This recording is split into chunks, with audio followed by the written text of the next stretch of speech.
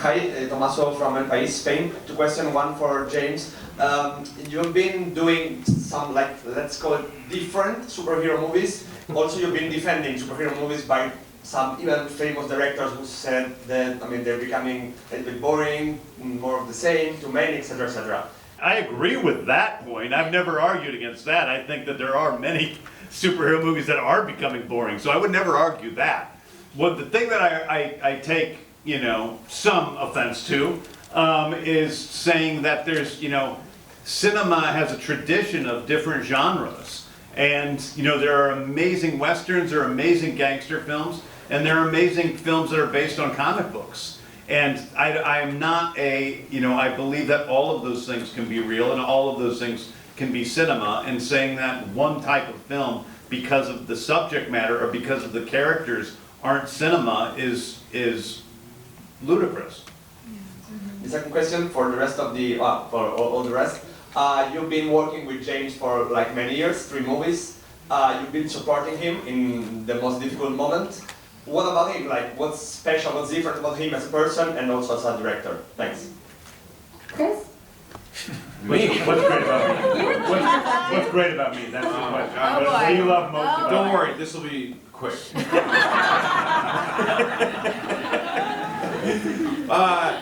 James, gosh, I can compare him to the other directors that I've worked with. I've worked with a lot of great directors, but there's something about James, what sets him apart, his preparation. He's always very prepared. He works tirelessly. He doesn't shut his mind off.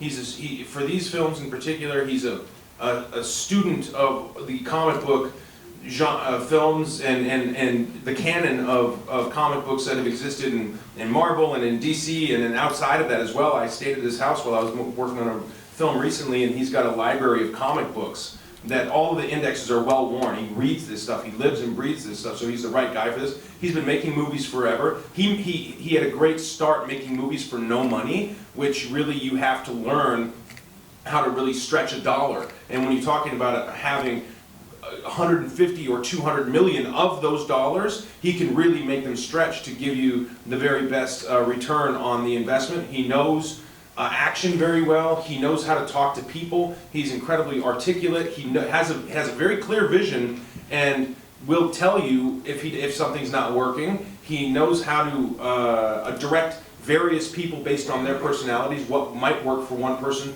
won't work well for another. He's got a wealth of experience and knowledge. He's an incredibly empathetic person. He cares deeply about people. He cares a lot about animals, and he's really fucking weird. And it's helpful because he's a misfit himself, so when he's creating a story about misfits, he knows the heart of a misfit. He wants to tell the story in the heart of a misfit. Him and his brother Sean, he's been torturing his brother Sean on the screen since they were kids. And if you look at the dedication that Sean has to playing Rocket, this is an incredibly unsung hero of our show. He gets very little credit. His face isn't on the work, his voice isn't in the work, and yet every single fucking day he shows up, he puts real passion in it. When he's crying tears, they're real tears. He's down on his hands and knees playing this character in a way that they would do for free. They happen to do it for a lot of money because they're worth it, but they would literally do it for no money because it's what they've been meant to do.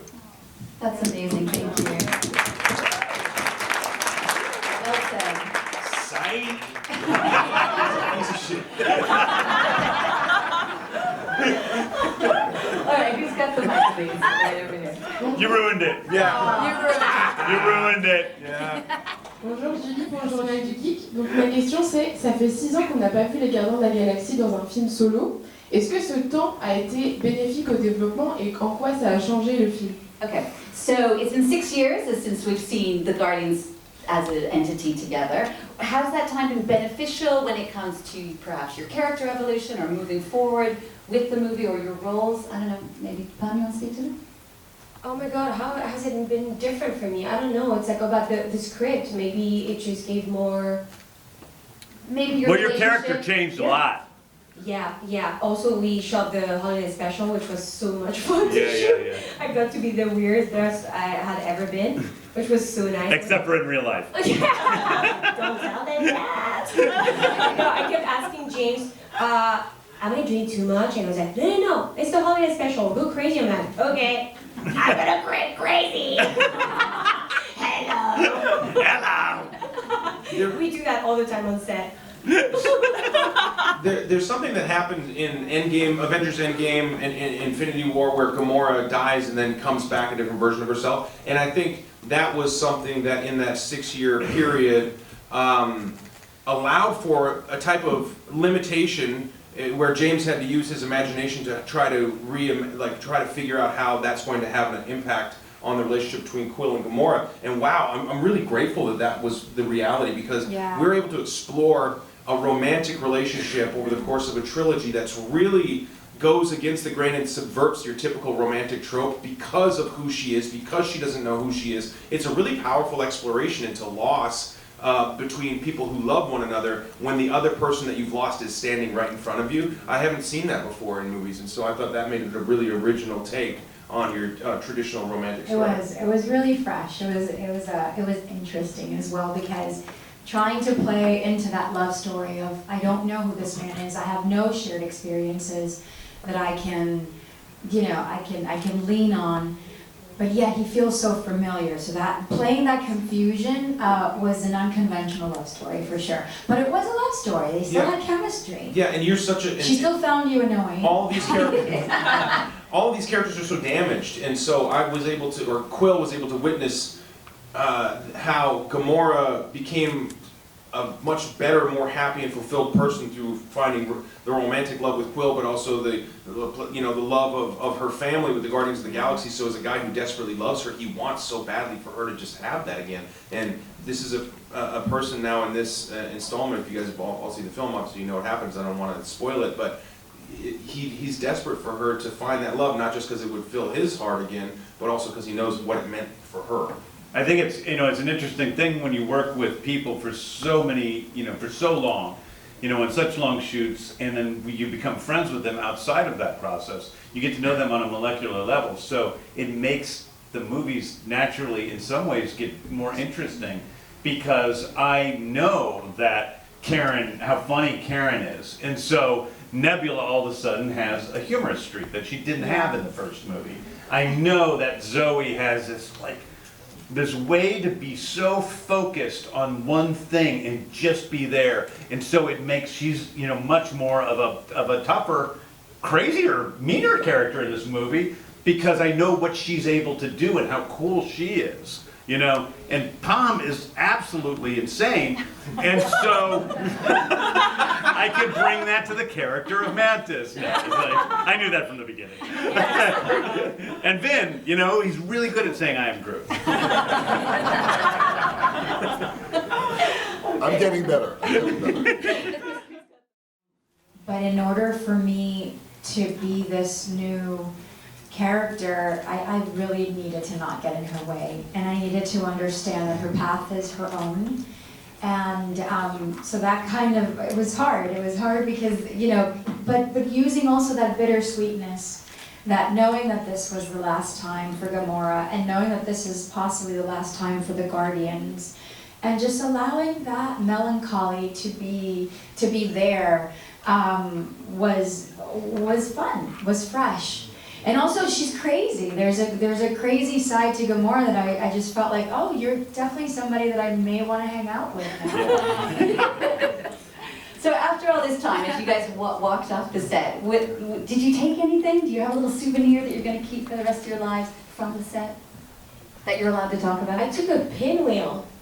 Is it pinwheel? Oh, did you take the pinwheel? I don't know how you say in French pinwheel, by the way.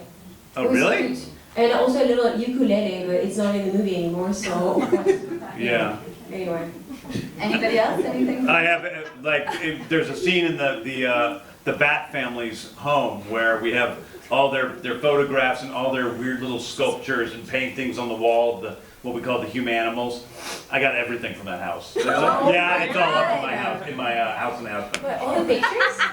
Yeah, the paintings. I have that pug dog, and I have all those little sculptures with those little weird things up in my house. Yeah. What about the rest of you? Karen? Oh, this isn't exactly answering that, but we shot that humanimals scene right after my bachelorette party, which was, so me and Paul was one of my bridesmaids. So we were there like, are you saying this? It was a wild experience. Anyway. Are we hallucinating? Yeah, like you're saying that, right? Anyway, did I say anything? I accidentally took a pair of socks by accident. I still have them and I still wear them, but they're not really like nebula. They're like underneath the costume. Not interesting at all. Sorry. I take socks all the time and underwear. You take underwear? Yeah, just steal it. Okay, give it back. It's weird to give it back anyway, no? Oh yeah, I guess they're not going to use it again, hopefully. Or maybe they could, but that would be weird too. Zoe, what did you take? No, everything is just so top secret that the thought of taking something and being called out by Marvel just was petrifying. But I've kept every sweatshirt that I get, every t-shirt that I get from every department that has been kind enough to extend that gift to me. And my dad and my father-in-law wear all of them all the time. Because I'm always given, they're always like in large or, sizes that are not mine. But we've kept, just souvenirs like the hats and the posters. Every time we're doing press tours, I've tried to ask to have, a poster that's signed by all the cast. So that one day when my kids find me cool again, they can have it and they won't like sell it for charity and buy themselves, I don't know, a pair of sneakers and stuff. And Vin, how about you? I mean, I know you weren't actually on the set, but do you have anything from? Well, I'm lucky that, and this goes back to a question you asked earlier about James Gunn. He is so thorough, and everybody talks about it, but he's so thorough that, and over-prepared in a good way, that he comes to our sessions with a script that has the intention of every single I am group. And so, starting 10 years ago, so I've always felt really privileged that I'm the only human on the planet that gets this script.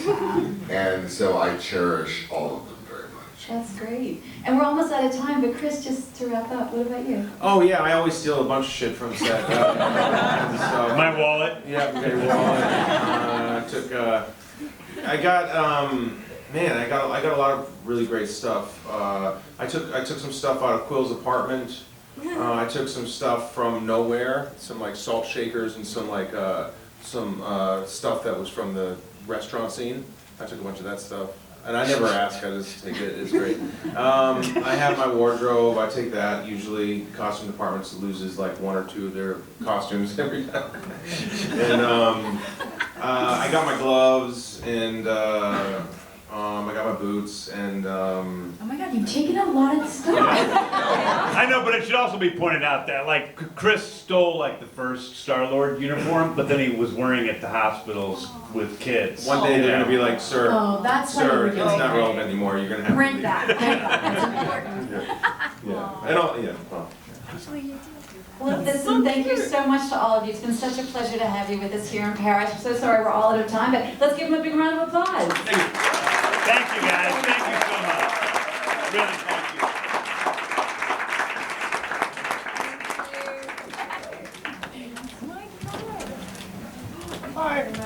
Bye. Honest to God, so I love it.